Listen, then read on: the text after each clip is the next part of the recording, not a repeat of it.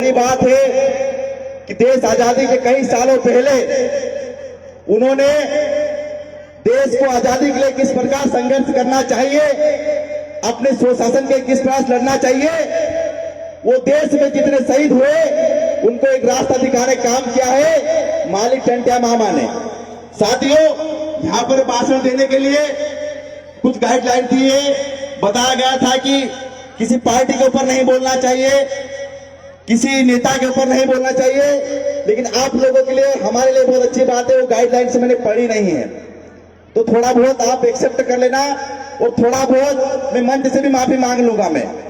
साथियों, इस देश में आप देख रहे होंगे आज किसी भारतीय जनता पार्टी के द्वारा एक गौरव यात्रा निकाल रहे हैं।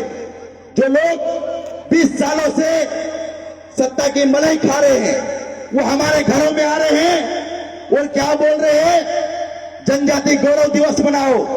मैं इस मंच के माध्यम से टंट्या मालिक की इस धरती से मैं पूछना चाहता हूं मैं कि साथियों, 20 सालों से जिस मालिक को तुमने शहीद का दर्जा नहीं दिया, जिनको तुम आदिवासियों को नक्सली बोलते हो, जिनको तुम जनजाति बोलने में जनजाति बोलते हो, आदिवासी बोलने में तुमको शर्म आती है, जिनके युवा सबसे ज्यादा बेरोजगार है, हमारी माता बहनों के सर से आज गठरी नहीं उतरी है, उनको तुम बोल रहे हो कि आओ हम जनजाति गौरव दिवस मनाएं।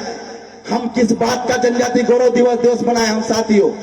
आज आपने देखा होगा ये कैसा जनजाति गौरव हमारे घरों में जा रहे, कैसा मना रहे हैं। एक मालिक का एक पोस्टर बना हुआ था, उसमें राज्यसभा सांसद बैठा हुआ था सुमेर सिंह सोलंकी जी, और जिला अध्यक्ष बलवंत सिंह पटेल जी बैठे हुए थे।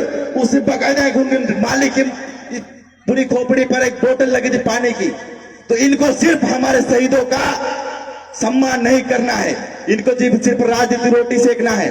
लेकिन साथियों, आज अगर कहीं न कहीं आपके और अपने घरों में ये आ रहे हैं तो ये आपका अपना डर है, आपका अपना भोकाल है, आपकी अपनी ताकत है, इसलिए आ रहे हैं। मैं आपको इस मंच के माध्यम से गारंटी देता हूं, अगर ऐसी कैसी अगर हमारे बीच एकता रही तो आने वाले समय में हमारे अपनी चौखट पे आएंगे और ये लोग बोलेंगे कि मालिक जोहार।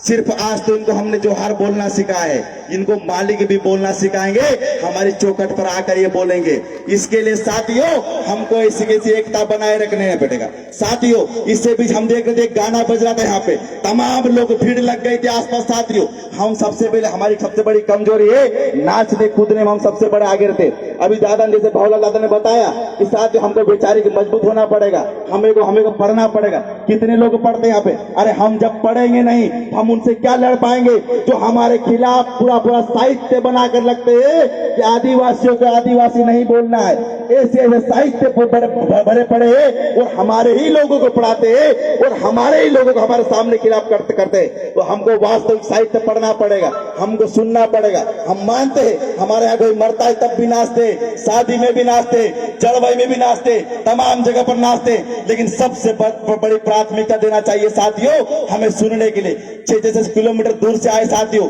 सबके अपने बीवी बच्चों, सबके अपने काम होते।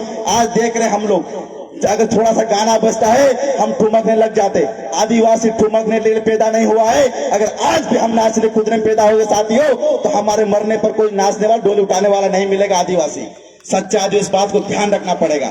इसके लिए हमें वैचारिक मजबूत होना पड़ेगा, हमारे अपनी ताकत बनना पड़ेगा। साथियों, हम देख रहे हैं अभी जो यात्रा निकल रही थी, हमारे बहुत से साथी लोग गए वो राहुल गांधी जी की यात्रा में। साथियों, मैं आपको इस मंच के माध्यम से बताना चाहता हूं, ऐसे पार्टियां कहीं आएंगी, ऐसे नेताएं कहीं आएंगे, लेकिन हमको जब तक हम रोड पे मजबूत नहीं हो पाएंगे। आपको क्या लगता है शिवराज सिंह चौहान आज हमारे चौखट पे आ रहा है तो क्या उसको वोट के लिए आ रहा है? वो हमारे डरता है, हमसे कांपता है, इसलिए इतने बड़े राज्य से अपने शीश महल को छोड़कर हमारे बीच आ रहा है, क्योंकि उसको डर है कि अगर ये आदिवासी आज जाग गए, ये बड़ा कार्यक्रम हुआ है इसलिए आज आए हैं। तो साथियों, टाइम का मैं माफी चाहूंगा, टाइम का थोड़ा कमी थी, इसके लिए इतनी बात करके अपनी बात को यहीं पर अपना विराम दूंगा।